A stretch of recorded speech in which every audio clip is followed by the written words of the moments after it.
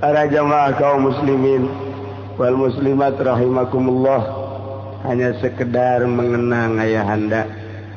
Inti nama adalah merupakan mau'izoh, dorong doa besuk kapun rama khususna umumna ka para guru-guru, termasuk guru-guru anu ku anjeunna di alap kitu kene guru-guru simkuring, termasuk dicaringin Abah Haji Usuk, Kiai Abah Haji Usuk, kaeta guru salah sahiji guru simkuring. Terus tadi nyambung ke Sukabumi, ke Garut, guru simkuring seueur alhamdulillah mun dihitung boga guru 40.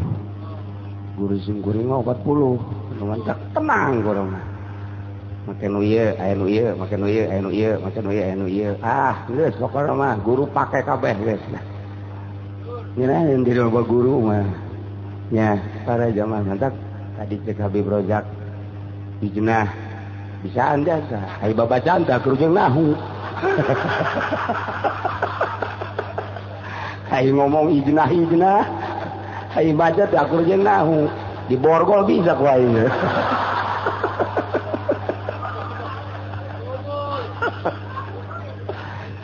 Para jamaah kaum muslimin wal muslimat rahimakumullah, lamun urang nyaritakeun ilmu, moal aya tungtungna.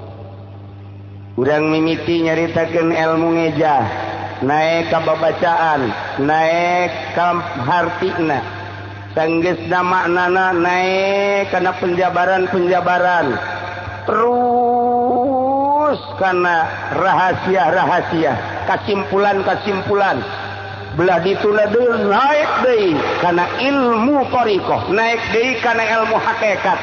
Lamun geus nyaritakeun ilmu hakikat saha nu bisa? Lantaran eta mah ilmu nu teu bisa diaji. Jadi ilmu mah luas, urang dititah nyupri ilmu ku bahasa nu singkat Kangjeng Nabi, talabul ilmi fardhatun, cukup sakitu. Ilmu sakitu legana, umur nu sakieu pendekna. Moal bisa kajagla gajeun ku kumaha ge. Sakali deui ilmu nu sakitu luasna, umur nu sakieu pendekna. Ai Kangjeng Nabi nita nyupri ilmu nu sakitu panjangna ku umur nu pendek. Moal bisa jah Habib Rojak nu sakieu geus aki-aki bae. Ilmu nu sakitu panjangna. Urang boga umur ngan saukur 20, 30, 40 paling jago ge 100 tahun. Moal bisa kajagrag ilmu. Atuh kudu kumaha? Cokot ilmu nu mangpaat. Mantap. Ibrahim bin Adham ilmuna leuwih di balarea harita di Baghdad. Kabeh pertanyaan manusia ke Kiai Ibrahim bin Adham nyana keur leumpah unggal nu nanya tilok diengkek, nanya Quran qiraat jawab, nanya fikih leutik, nanya ilmu mantek dikumis, ilmu mantek mah nanya ilmu nahu boro-boro Ibrahim bin Adham, Habib Rozak kok gak bisa. Dek nanya ilmu naon deui, ilmu bilaga kecil. Ilmu makrifat bae ge Ibrahim bin Adham nyahoen. Terlempang Ibrahim bin Adham. Aya nu assalamualaikum. Assalamualaikum ya Ibrahim. Cilak-ciluknya na. Tuh sasa. Lempang deui. Assalamualaikum ya Ibrahim bin Adham. Nyana culak-cilik itu mah. Mun bangsa haji entoh lumpat. Sekian ieu mah pasti kuntil anak ieu mah. Komo haji Pudoli mah tunggas. Kiai tinggal kiai, teh Pudoli kiai dah. Ieu paling ditenden heula ieu lumpat. Ieu mah lain sembarangan cenah. Wah, itu salah rupa. Ibrahim bin Adham terus lempang aya di salam. Assalamualaikum ya Ibrahim bin Adham. Jawab, Waalaikumsalam. Cek Ibrahim bin Adham, ananta. Saya ente. Ana hajar. Amamak kaula batu hareupeun ente. Atuh. Hiji deuleu. Sia bisa salam. Batu uluk salam ka Ibrahim bin Adham. Masya Allah. Kadang-kadang tangkal kayu uluk salam ka Ibrahim bin Adham. Atuh nu mantak lamun ayeuna jahe hatur salam. Kaki Subandi ulah kaget. Ulah kaget atuh lamun cewek hatur salam. Batu bae uluk salam atuh kok mau jahe. No problem. Di harapan ku Ibrahim bin Adham cek batu cekel kula haju balikeun ku ente dicekel batu dibalikeun begitu dibalikeun aya bahasa ilmu ente loba jasa moal kaamalkeun salila hirup. Mun ente teu ngamalkeun ilmu ente bakal jadi siksa ka ente. Masya Allah ngageter Ibrahim bin Adham. Ditenden deui batu. Eueuh nu wani nganasehatan kaki Ibrahim bin Adham. Manusia sak jagat raya eueuh nu wani. Jin eueuh nu wani nganasehatan Ibrahim bin Adham. Tapi batu nganasehatan ka Ibrahim bin Adham.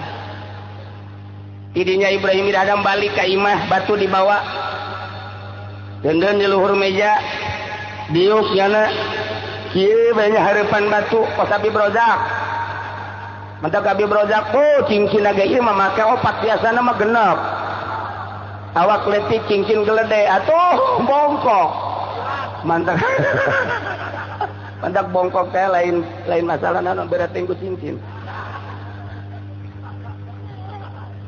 Nah, didelekeun di luhur meja, dibalikeun deui malah aya merekan di dinya di batu. Ilmu ente luar biasa lobana. Moal kaamalkeun datang ka maot. Mun ku ente teu diamalkeun kabeh ilmu bakal jadi siksa. Ya Allah, cek Ibrahim bin Adham. Gusti ilmu bakal jadi siksa. Mikiran sanggeus nemberdung Ibrahim bin Adham langsung wudu, beres wudu langsung salat hajat ka Gusti Allah. Pas salat hajat ngadua minta pangnuduhkeun ieu ilmu nu sakilobana nu aya dina otak jeung dina dada. Minta nu mangpaat atuh Gusti ilmu teh nu mana ilham datang geus lamun carita Kangjeng Nabi mah nu datang teh wahyu carita ka waliullah mah nu datang teh ilham carita ka kiai mah nu datang na karomah ka wali mah karomah ilham mun ka ulama mauna lamun ka eyang subur ya cak MZ mah tuh beda tipis ya. Kiai jeung dukun sarua. Beda zautak saeutik. Mantak mun di dileporem jalain habibnya dukun dia jago lama yeuh.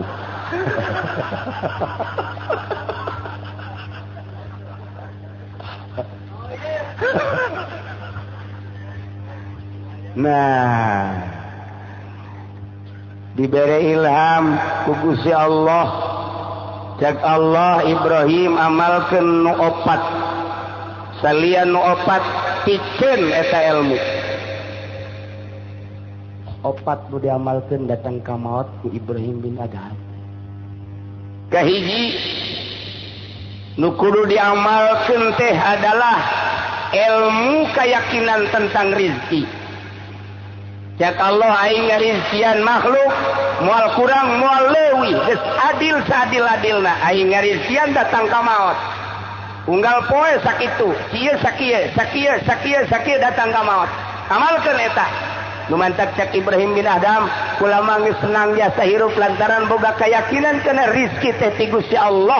Moal kudu cangkaya dek dipake ibadah ku kaula. Ja rizki mah di teangan moal nambahan, henteu di teangan moal ngurangan. Sakitu bae. Kula boga keyakinan rizki ti Gusti Allah geus dipatek geus. Kula mah yakin ka Allah moal dagang.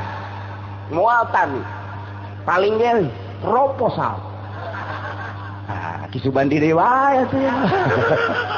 Jeung Amir. Nol beres. Budoli we tadi tuh.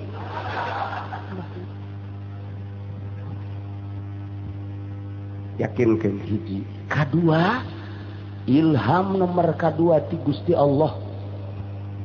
Ilmu, keyakinan bahwa pagawean parentah Allah moal bisa ditalangan kudu sejen. Ketika teu dilaksanakeun berarti jadi hutang. Moal aya nu bisa mangmayarkeun hutang ka Allah. Sangkilang bapakna kiai, anakna boga hutang ka Allah, moal bisa dibayar ku bapana. Sangkilang nyana anak Habib turunan Kangjeng Rasul mun boga hutang ka Allah, moal bisa dipangmayarkeun ku bapana. Sanggilajan anak wali lamun nyana boga hutang ka Gusti Allah, moal bisa dipangmayarkeun ku walina. Eta parentah Allah tetap bae kudu dilaksanakeun ku nyana, ku urang sebagai manusia anu diparentah moal bisa digawean kudu sejen. Jeung andai kata teu digawean jadi hutang teu bisa dibayar kudu sejen. Wayana sakitu cak Ibrahim bin Adam, kaula selalu ngalaksanakeun parentah Allah lantaran moal aya nu bisa mangmayarkeun hutang kula ka Allah. Hutang kredit mah loba nu bisa mangmayarkeun. Katilu, nomor katilu asa dituturkeun jeung diudag-udag ku pae. Lumpat ka mana bae asana diudag ku pae. Tafsiruna lumpat anjeun tina pae. Paina umulaki tetep bae bakal kapanggih bae jeung pae. Lumpat ka mana bae diudag-udag bae ku pae. Lamun teh mah urang bisa salamet tina paeh manusia, Soeharto leuwih salamet, sugih jasa Soeharto. Atuh RT mah susah jasa, paeh ti heula tah mah tuh. Soeharto bae paeh kumaha RT. Nah, nu ngantek cek Ibrahim bin Adam, kula mah daripada asa diudag-udag ku paeh lulumpatan maning mempersiapkeun pertemuan jeung paeh. Kula selalu siap kapanggih jeung paeh. Malah hayang jasa kapanggih jeung pae. Bejana di Cikupa ge kamari keur lebaran loba nu hayang pae. Kunaon? Gede hutang. Tuh. Ya. Nomor kaopatna ilham ti Gusti Allah ka Ibrahim bin Adham. Boga rasa asa diperhatikeun jeung dideuleukeun ku Gusti Allah. Kuayana sakitu suluring mah selalu cek Ibrahim bin Adham teh ngajaga adab. Sebab ka mana bae Allah neuleukeun, di mana bae Allah neuleukeun. Ingat dongeng di Basroh aya hiji jelema kaya raya boga kebon korma jeung kebon anggur. Begitu manehanana asup ka kebon anggur, aya pagawerna keur maculan ngabersihan jukutna. Di sampingna aya awewe geulis. Koreng pamajikan eta hadamna. Cak bos nate cak bos dan nusugi. Ieu budak pagawe aing pamajikan mah mencerang jeung horega. Je, atuh nyaho kitu mah. Ya, Ade. Ka pagaweana teh. Ya. Duit meuli ka anu eta teh dititah balanja nu kira-kira bangsa lilana 3 jam. Maksudna naon? Ieu pamajikanana. Nah. Geus kaharti meureunnya. Atuh emang geus jawab sokos kitu Pak. Atuh berangkat teh ada nama jadi titah ku bosna ieu. Beres. Eta nu geulis teh kuncian lawang kabeh.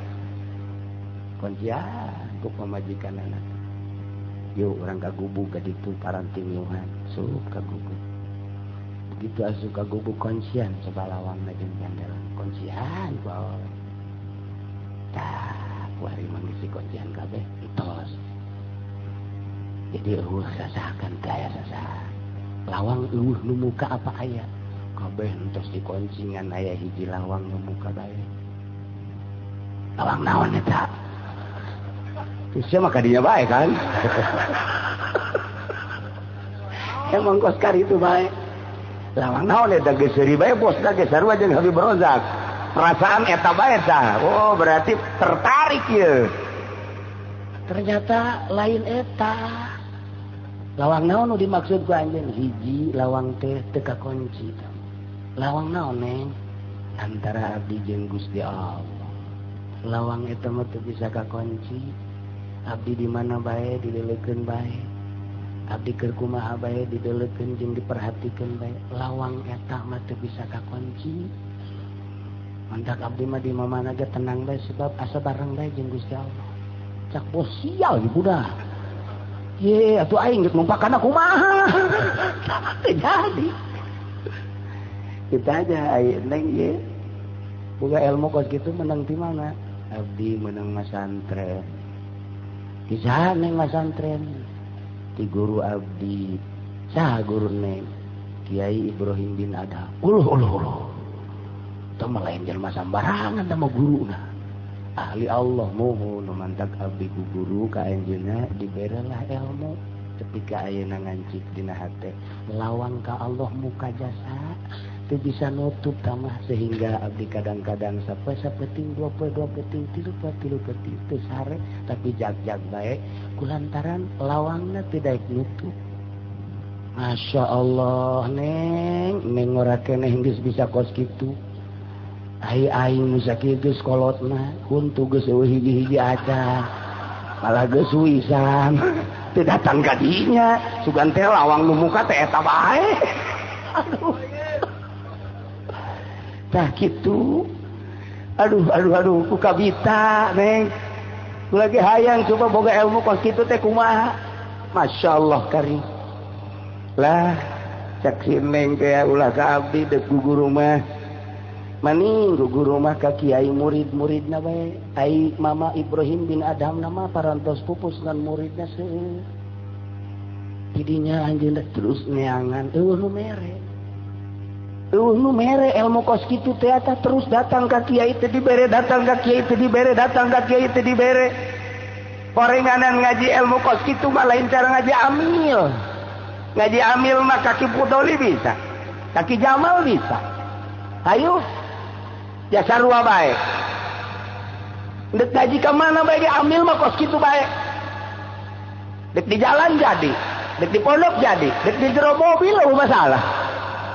Ngaji amil jurumiyah, sorob, alfiyah, mantek, ukudu juman samsia gampang sama. Bisa difotokopi, dibaca ku sorangan. Ai endek loh. Tapi orang ilmu nu kos kitu mah teu bisa neangan nyana teu kapanggih-panggih. Kakarak datang kang geus kolot jasa, jol bae jelema datang. Waalaikumsalam. Sahanjeun ngaran abdi pulang. Anjeun keur bingung nya sumuhun. Ngabingungan hayang boga guru, muhun. Aya kisah kula Ibrahim bin Adham. Mau paling nyeluntar-lentok ka dieu.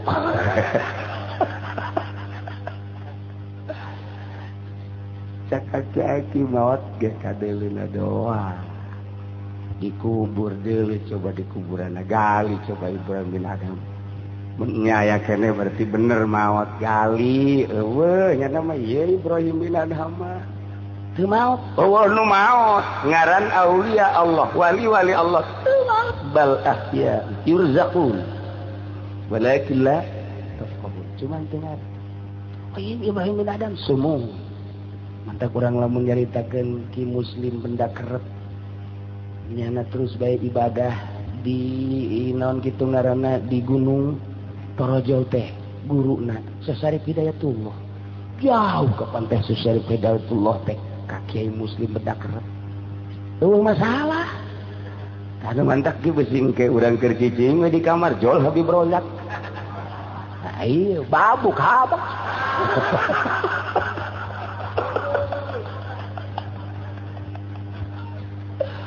Aduh. Lamun meuna hirup kedeh geus sama Habib Rozak asli. mun geus maot misalnya aya Habib Rozak ririwana teh mah.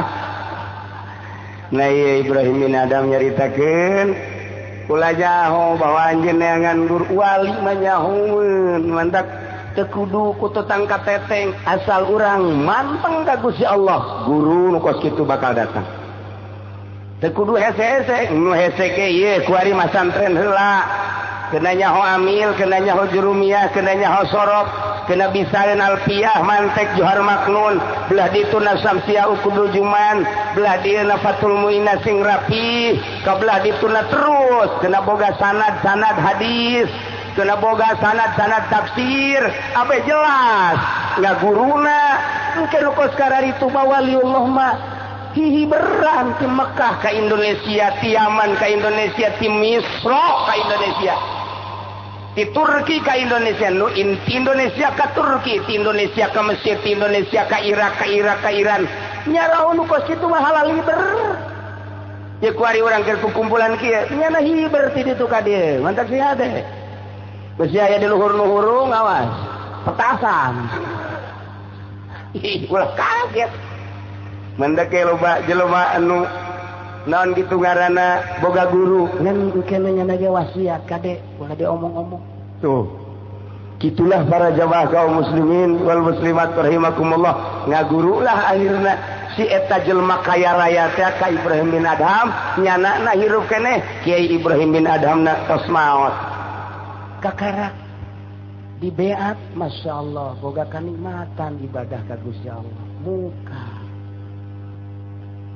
babari horenganan ibadah teh dongeng namanya dongeng nama babari hese teh praktekna dongeng nama babari praktekna hese mentak ge lamun bae di sakola endeup ngadatangkeun urang ka arah politik dituntun di sekolah supaya ngerti ke politik dituntun di sekolah supaya ngerti ke perekonomian dituntun supaya nyaho ke perbudayaan kiai mah nuntun umatnya dituntun supaya nyahuan ke Allah dituntun ku kiai teh supaya nyahuan ke Gusti Allah ai pre kiai na ge horeng teu nyahuan ka Allah teu nyahuan ambalaya ku kreditan ngalulu kiai na ge kan mata kiai na anu ndek nungtun urang kudu bisa nungtun ke Allah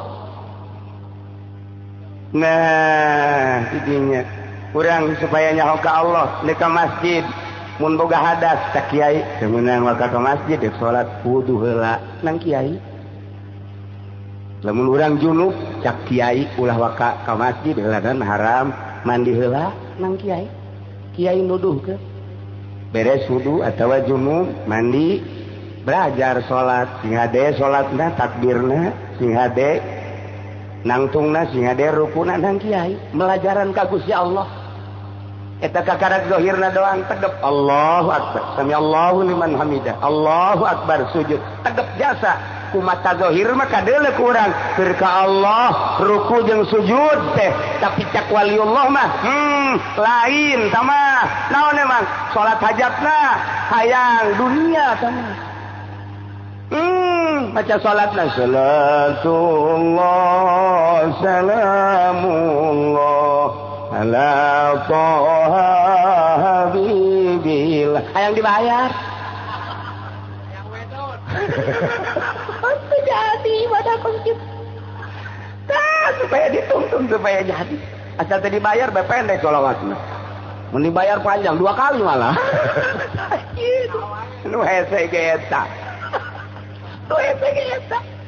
salat supaya kadeuleu antep salatna mantep salatna nyaan salat teh zahirna kadeuleu salat batinna geus kadeuleu salat sanu nungtun kos kitu bisaeun sarjana nungtun kos kitu moal bisaeun profesor bisaeun nungtun kos kitu moal bisaeun sanu bisa nungtun supaya salat zahir jeung batin kiai geus kiai eta adalah sosok manusia anu endek nungtun manusia ka Gusti Allah tinggal teangan deh kiai nu beneran nungtuna sakitu doang ulah aju mandek di jalan kiai di kemana ke Allah kan kiai mengkol salah bawa mau siaga milu mengkol bae berarti di kemana tuh kiai ke pendopo lah sakit dia mampir lumayan 3 juta kan pun Lebaran kemarin sebar duit karena. Nah, itu punggal pengkol karena kiai. Wari di kota ya, lo banu marengkol kiai ya. Lain ke Allah, ke arif. Lain ke Allah, ke syukur. Lain ke Allah, ke sade. Miing. Masalah asal lihatna lillahi ta'ala. Saha nu bisa negepkeun salat zahir jeung batin. Sesuci zahirna rapi, sesuci batinna rapi kiai. Ya setan belebah kos kitu tah. Panjang dongengnya tapi hiji, kedua, ketilu disingkat bae lantaran ieu geus dua deuleu ka ditu bae sanggung geus aya teh encan deui. Kula kamari ngaji itu Qolaidul Jawahir kitab Tuan Syabdul Qadir hese kitabna dicetak heula. Ternyata dicetak diaji kamari ternyata babari aya macana tapi hartina hese. Di antarana aya impian Tuan Syekh. Tuan Syekh Abdul Qadir pernah mimpi ka panggihing Allah. Tak mimpi teu kira-kira. Teu kira-kira. Habib Rozak mah kamari berbeda mimpi ka panggihing kuntilanak.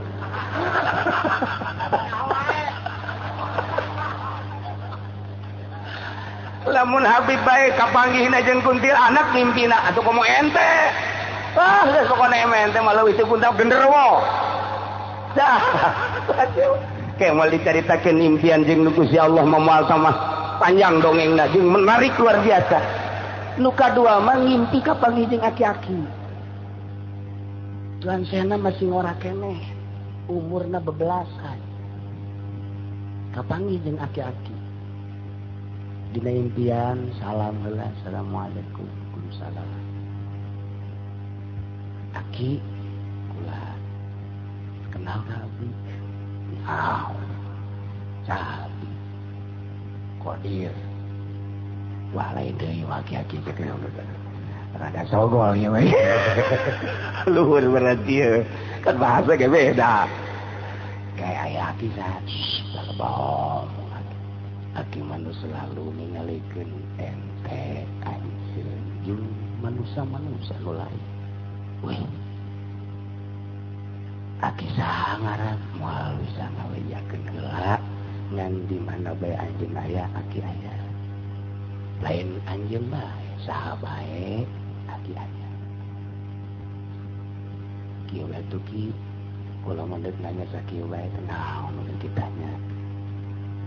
Naon manu bisa ngadeukeutkeun manusia ka Gusti Allah.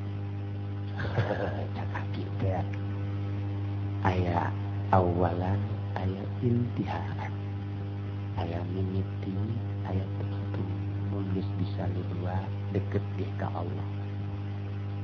Ayat ibtidaan gitu bahasan ayat ibtidaan ayat intihaan ciptaan sehuwa ma ibtidau mimitina naon aki wa amma ibtidauhu cek aki teh fahuwal waro mimitina yang deket ke Allah mawaro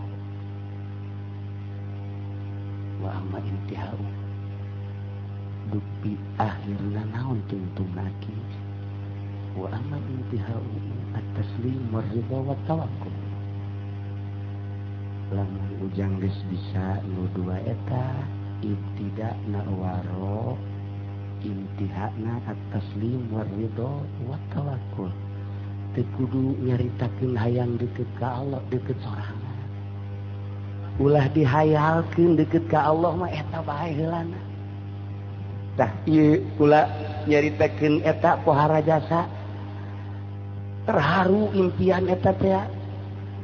Lantaran naon ieu kuari urang neangan nu waro mana?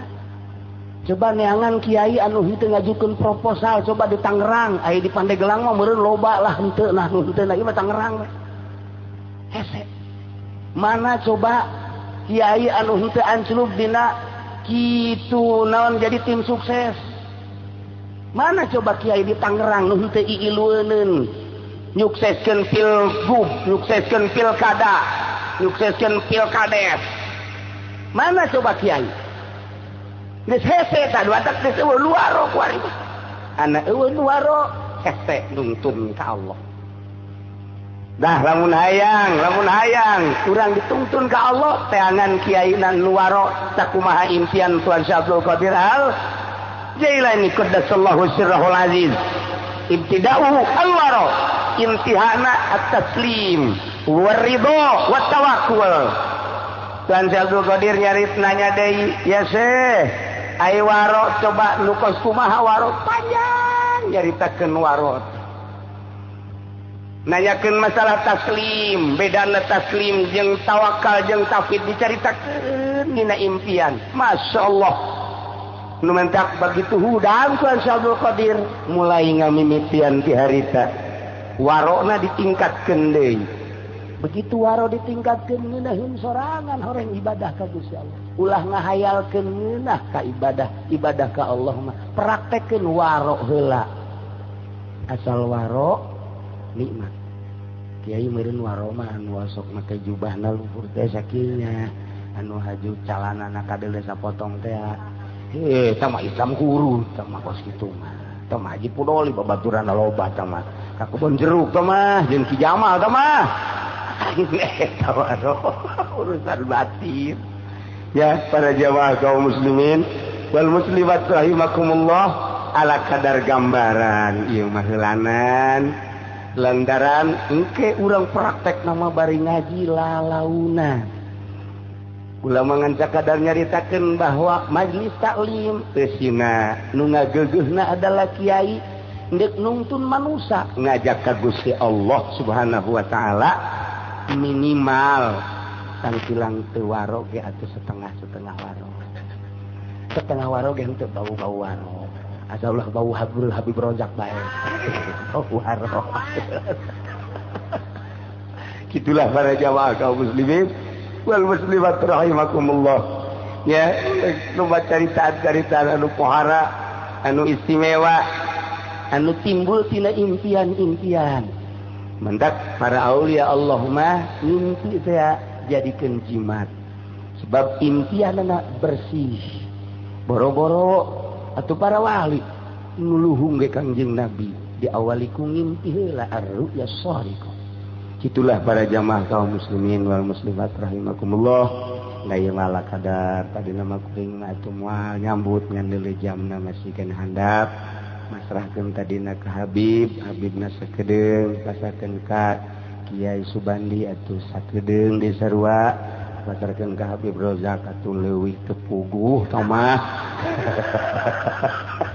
hatta kata singkuring atuh ayeuna nambahan estetik ayeuna mah ku kaakraban ka Ki Subandi atuh akrab kitu keneh ka Habib Rozak atuh ayeuna teu akrab moal wani kuring ge sebab Ki Subandi tadina urut aprak-aprakan haji kuarinya ngaji ka dieu loba nu ngaraji ku ari Ki Kolot Ki Wahab urut aprak-aprakan kuari ngaji geus karolot tah aya deui kiai kamari ti Serang lebaran ternyata horegaran osok ngaji ka dieu umurna 75 tahun kakaraksoan kamari lebaran kitu keneh tirangkas Bitung umurna geus 80 tahun tah tadina moal bejakeun ngajina sok anu tapi kuari osok ka dieu kamari lebaran loba kiai-kiai kolot nyana ngomong baheula kula wauhna jeung bupati-bupati eta dinten nu di Serang tapi kuari mah alhamdulillah nyana geus embung kuari mah lah deuk ka dieu bae cenah kuari ngaji jadi lobalah kiai di dieu nu alhamdulillah karolot kemudian ngararaji apa daek mah nyana ngaji kan kula mah beledak-beleduk bae kitu tang ngajina kajeun Ki Subandi ge keur dideleukeun bae ku kula maksudna basa yang kawin dikawinkeun bae aduh geus ku akrab jasa maksudna kula jeung Ki Subandi nya kuari jeung Ki Wahab aya di urang kemudian kiai nu kamari di ditu tuh nu keur pernah nyarekanan kula nikahkeun nyana nyarekanan nyana teh santri wetan kamari mah horenganan hampura cenah ngaji geus ka di kolot umurna di kaler gitu pernah nyarekanan kula keur nikah teh eta kula mah ngora keneh carekan ku sia aing nyarekan sia deui ngadu masalah sia jeung aing dia tuh aing mah eleh ge budak moal sieun aing moal izin sia mun eleh praknyana nu eleh ye moal bejakeun dari masalah sama pokoknya aing mah ngora embung aing mah kudu eleh kudu kolot tak ngomong gitu atuh salahnya ana ikulah masalah tetep kula ge moal nyana salah aku bener kan pikir alhamdulillah wari ngaji ka dieu kawari semat kula mah teh nyaho ngajina di mana tuh kiai kula deket tukang sate cenah sepanjang seputar lebaran alhamdulillah loba kiai-kiai nu ngaraji ka dieu anu karolot di antarana nu geus maklum ieu tak kitu jadi urang ngamimitian ngaji insyaallah minggu isuk teh minggu deui insyaallah pan cenah kiai kitu amat kula kakarek mudik isuk batur balik mudik urang mah kakarek habis teu macet ya jadi isukan kakarek mudik mantap dibejakeun kusi aya nu ka iman naon eueuh da kula bangsa sekitar 3 poe insyaallah mulai urang minggu isuk minggu deui mudah-mudahan panjang umur diberi sehat Gusti Allah urang mulayan di pelabul ilmi untuk meraih ridho Allah Subhanahu wa taala. Hapunten ka para kiai di dieu atuh aya besan di Bekasi Kiai Zainuddin kemudian aya Kiai Abdul Karim jeung di luar aya berenang kiai-kiai nu tadi datang ya segala Kiai Uding lobalah kiai alumni di dieu diharap ya antos doa para habaib para kiai bareng kula ka ditu ka imah kula urang naon kitu ngaranna babarengan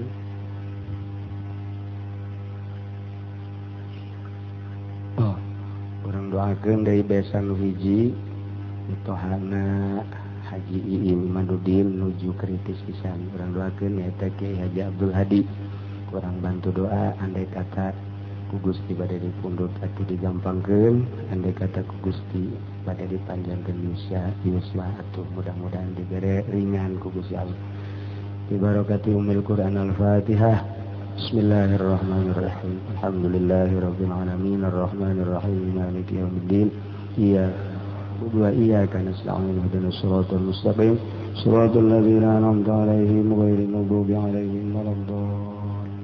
Tadi siapa Bib? Tadi yang ke rumah sakit? Iya, dari mana? Oh, dari Datul Munawaroh dari orang bantu doa masuk rumah sakit, mudah-mudahan diringankan ku Gusti Allah. Barakati umul Quran al-Fatihah. Bismillahirrahmanirrahim. Alhamdulillahirabbil alamin arrahmanir rahim maliki yaumiddin. Iyyaka na'budu wa iyyaka nasta'in ihdinas siratal mustaqim siratal ladzina an'amta 'alaihim ghairil maghdubi 'alaihim waladdallin.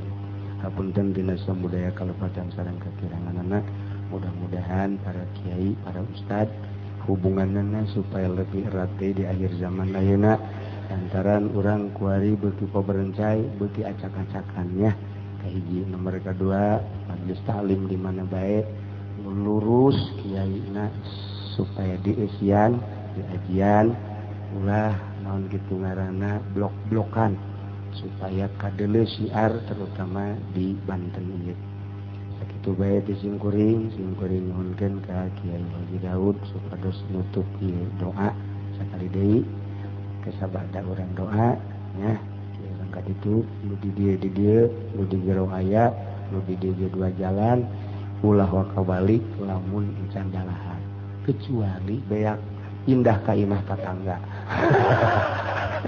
sakitu bae wallahul muwaffiq ila aqwamit thoriq. Wassalamualaikum warahmatullahi wabarakatuh.